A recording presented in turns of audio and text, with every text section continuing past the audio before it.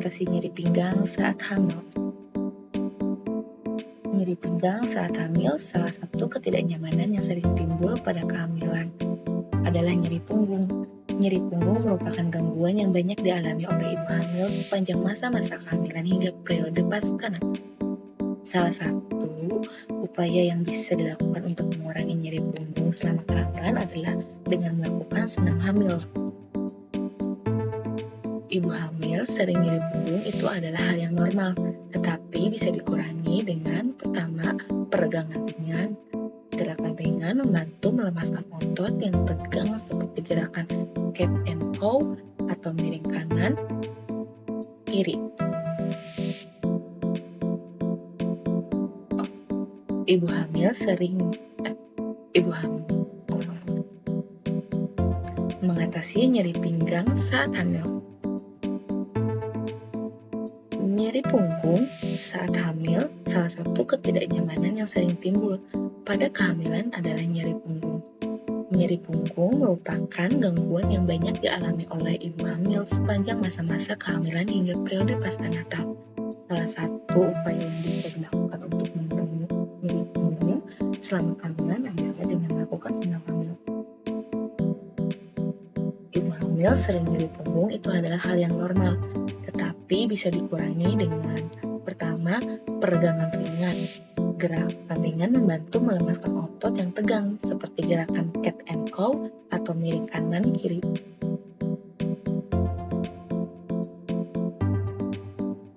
Ibu hamil yang kedua, hindari posisi statis terlalu lama.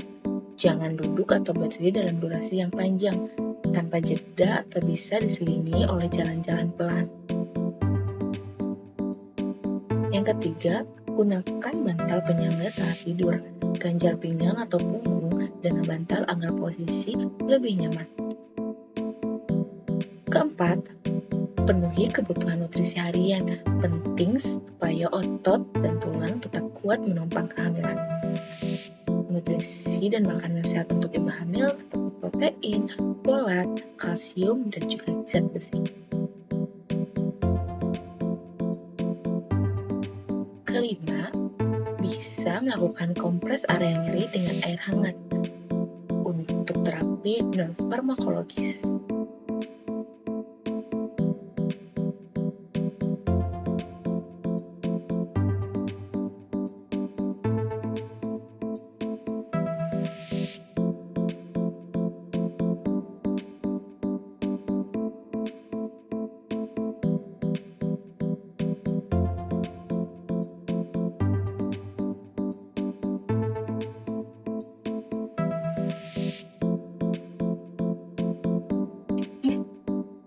Nyeri payudara saat hamil. Baru hamil beberapa minggu, tapi kok payudara rasanya nyeri, penuh, bahkan kalau terkena senggol dikit langsung ngilu, atau ngerasa kok payudara aku sakit ya. Pernah mengalami atau mendengar keluhan seperti itu? Tenang Bu, ini cerita yang sering terjadi pada ibu hamil. Kalau ibu pernah merasakan ini, ibu tidak sendirian. Banyak ibu hamil mengalami hal yang sama, terutama di awal kehamilan. Kenapa sih bisa terjadi? Saat ibu hamil, tubuh sedang bekerja keras mempersiapkan kehidupan baru. Terdapat perubahan hormon estrogen, progesteron, dan prolaktin selama kehamilan. Karena pertama, hormon kehamilan meningkat. Kedua, aliran darah ke payudara bertambah. Yang ketiga, kelenjar payudara mulai berkembang. Kapan sih biasanya nyeri payudara terasa? Biasanya terasa di trimester pertama. Lalu banyak ibu merasa nyeri berkurang di trimester kedua.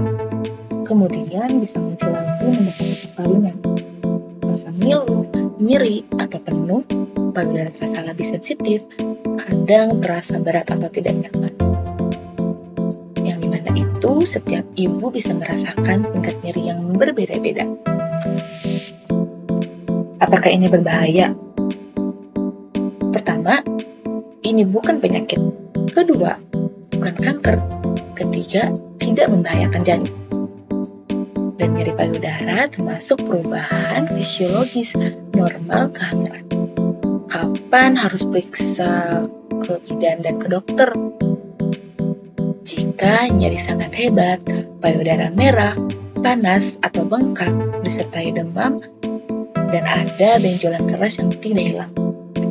Tips mengurangi ketidaknyamanannya bisa pertama, menggunakan bra yang nyaman dan menyangga dengan baik. Kedua, istirahat yang cukup. Ketiga, pilih bra berbahan lembut dan tidak ketat. Yang keempat, hindari memijat terlalu keras. Dan yang terakhir, kompres hangat bila terasa nyeri. Cara kompres hangat nyeri payudara pada masa kehamilan. Apa sih manfaat kompres hangat pada nyeri payudara? Pertama, membantu melancarkan aliran darah. Kedua, mengurangi rasa nyeri dan tegang. Ketiga, memberi efek relaksasi dan nyaman. Nah, hal yang perlu diperhatikan dalam kompres hangat, yang pertama, jangan gunakan air panas. Kedua, jangan memijat terlalu keras. Ketiga, hentikan bila terasa perih atau tidak nyaman.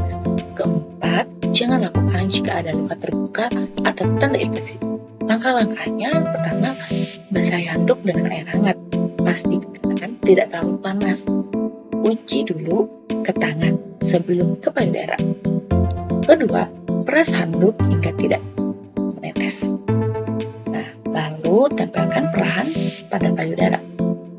Ini bisa dilakukan sambil duduk atau berbaring santai. Nah, hindari menekan terlalu keras.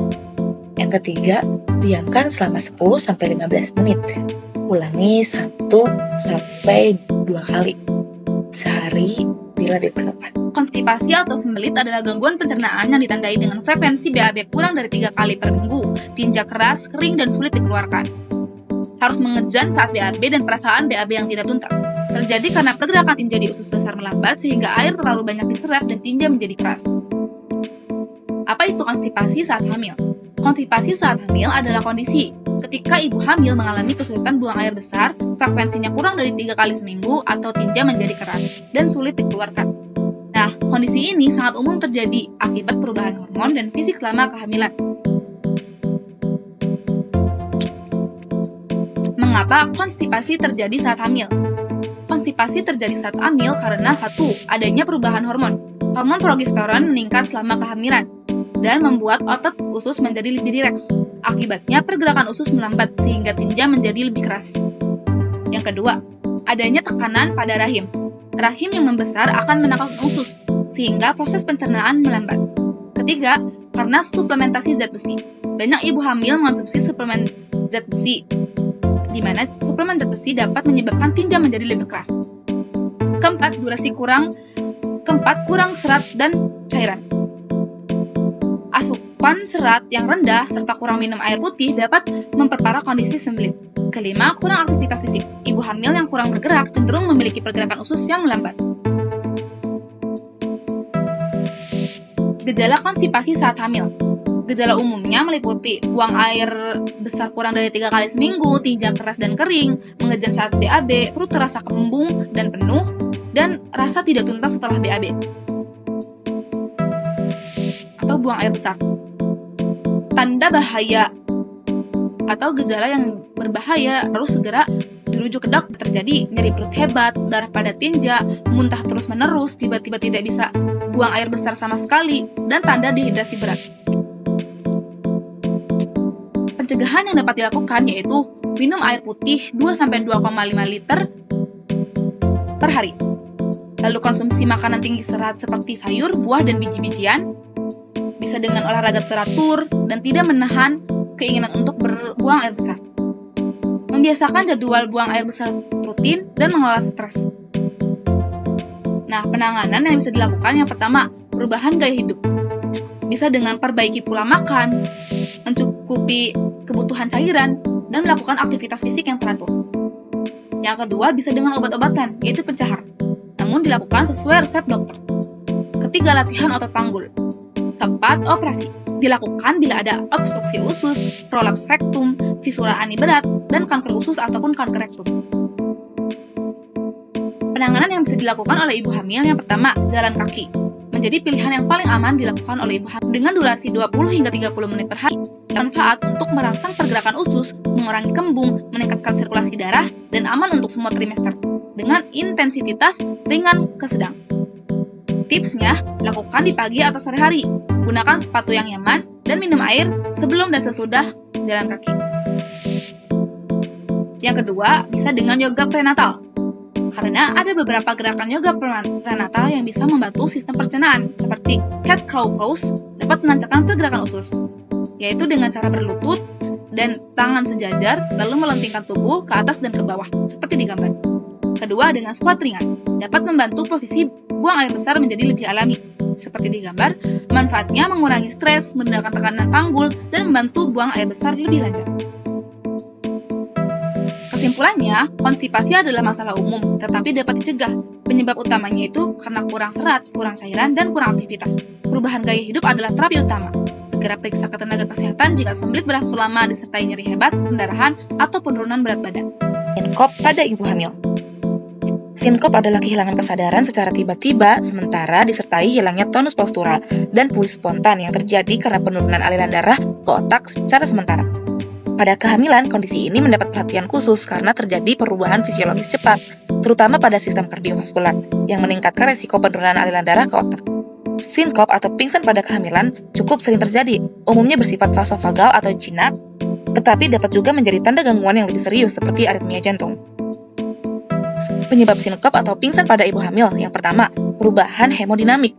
Selama hamil terjadi peningkatan volume darah dan curah jantung. Terjadi juga penurunan resistensi pembuluh darah saat berdiri.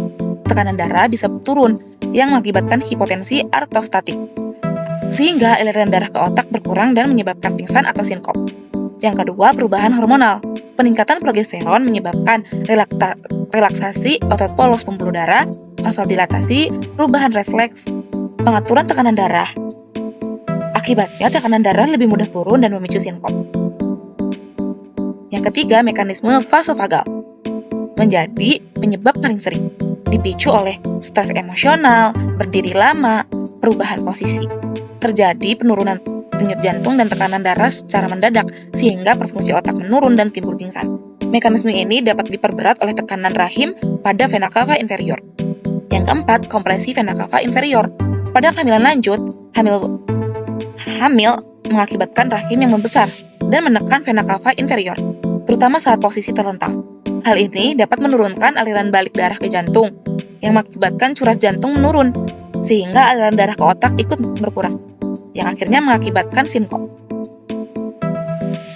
Yang kelima, faktor jantung atau cardiac sinkop dapat disebabkan oleh aritmia, misalnya takikardia supraventikular, atau penyakit jantung struktural, atau maupun kelainan jantung bawaan. Nah, jenis ini lebih sering karena dapat berkaitan dengan luaran maternal dan neonatal yang tidak baik. Yang keenam, ada hipotensi ortostatik, yaitu perubahan posisi mendadak dapat menyebabkan tekanan darah turun secara drastis, sehingga terjadi penurunan perfusi ke otak. Yang ketujuh, dehidrasi dan anemia. Dehidrasi dapat menurunkan volume darah efektif. Anemia menurunkan kemampuan darah membawa oksigen. Keduanya dapat memperburuk stabilitas kardiovaskular dan memicu sinkop atau pingsan. Pencegahan sinkop atau pingsan pada ibu hamil yang dapat dilakukan. Yang pertama, pemantauan rutin. Seperti tanyakan apakah ibu pernah pingsan sebelumnya, lalu periksa tekanan darah dan denyut jantung secara berkala untuk mendeteksi gangguan lebih awal. Kedua, hindari pencetus. Seperti jangan berdiri terlalu lama, lalu bangun dari duduk atau berbaring secara perlahan. Lalu, hindari stres emosional berlebihan.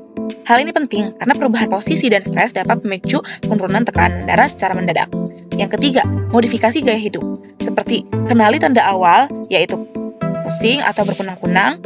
Nah, jika muncul gejala, segera duduk atau berbaring untuk mencegah jatuh. Yang keempat, kontrol penyakit jantung. Ibu dengan riwayat aritmia atau penyakit jantung harus menjalani kontrol dan pengelolaan yang optimal. Kelima, pendekatan tim medis. Jika diperlukan, lakukan kolaborasi antara dokter kandungan dan dokter jantung untuk memastikan keselamatan ibu dan janin. Penanganan sinkop pada ibu hamil. Yang pertama, evaluasi dan pemantauan, yaitu lakukan pemeriksaan riwayat medis, terutama riwayat sinkop atau pingsan dan penyakit jantung, serta pantau tekanan darah dan jantung untuk menentukan apakah penyebab ringan, vasovagal, atau serius. Kedua, tangani penyebab dasar. Jika vasovagal atau jinak, lakukan edukasi dan hindari pencetus. Jika terkait gangguan jantung, diperlukan pengelolaan jantung secara optimal karena beresiko bagi ibu dan janin. Yang ketiga atau terakhir, kontrol dan kolaborasi. Lakukan kontrol kehamilan rutin dan bila diperlukan, kerjasama antara dokter kandungan dan dokter jantung. Kesimpulannya, sinkop pada ibu hamil adalah pingsan sementara yang terjadi karena aliran darah ke otak menurun. Biasanya diakibatkan perubahan sirkulasi dan hormon selama kehamilan. Sebagian besar bersifat ringan, seperti vasovagal. Namun dapat juga berhubungan dengan gangguan jantung yang lebih serius, sehingga ibu hamil perlu mengenali pencetusnya, menghindari faktor resiko, rutin melakukan kontrol kehamilan, dan segera memeriksakan diri jika pingsan terjadi, berulang, atau disertai gejala berat demi menjaga kesehatan dan keselamatan ibu dan janin. Refleksi isi nyeri pinggang. Menurut kelompok kami, nyeri pinggang saat kehamilan adalah keluhan yang wajar akibat perubahan tubuh. Kami memahami bahwa dengan peregangan ringan, menjaga posisi, dan kompres hangat dapat mengurangi keluhan ini tanpa harus menggunakan obat. Refleksi isi nyeri payudara. Menurut kelompok kami, nyeri payudara merupakan perubahan normal karena peningkatan hormon. Kami menyadari pentingnya edukasi agar ibu tidak cemas, serta mengetahui kapan harus memeriksa diri jika ada tanda bahaya. Refleksi isi sinkop atau pingsan. Menurut kelompok kami, pingsan pada ibu hamil umumnya terjadi karena perubahan tekanan darah dan sirkulasi. Kami memahami bahwa pencegahan seperti menghindari duduk terlalu lama, berdiri terlalu lama, dan kontrol rutin sangat penting untuk keselamatan ibu dan janin. Refleksi isi konstipasi. Menurut kelompok kami, konstipasi sering terjadi karena perubahan hormon dan pola hidup selama hamil. Kami belajar bahwa konsumsi serat, cukup minum, dan olahraga ringan sangat penting untuk mencegah dan mengatasi sembelit. Refleksi isi secara keseluruhan. Secara keseluruhan, kelompok kami menyimpulkan bahwa sebagian besar keluhan atau ketidaknyamanan dalam kehamilan adalah hal yang normal, tetapi tetap membutuhkan perhatian dan edukasi yang tepat. Perubahan gaya hidup, deteksi dini, tanda bahaya, serta dukungan tenaga kesehatan atau bidan sangat penting untuk menjaga kesehatan ibu dan bayi. Kelompok kami menyadari bahwa peran bidan ke depannya akan sangat luar biasa. Kita harus bisa membuat ibu menjadi lebih nyaman ketika merasakan keluhan atau ketidaknyamanan selama kehamilan. Setiap rasa nyeri yang ibu rasakan adalah bagian dari perjalanan menjadi seorang ibu. Tubuh ibu sedang menyiapkan yang terbaik untuk buah hati. Kalau ibu merasa khawatir, bertanya ke bidan atau ke dokter, itu bukan berlebihan, tapi tanda ibu peduli. Ibu sehat, bayi pun kuat.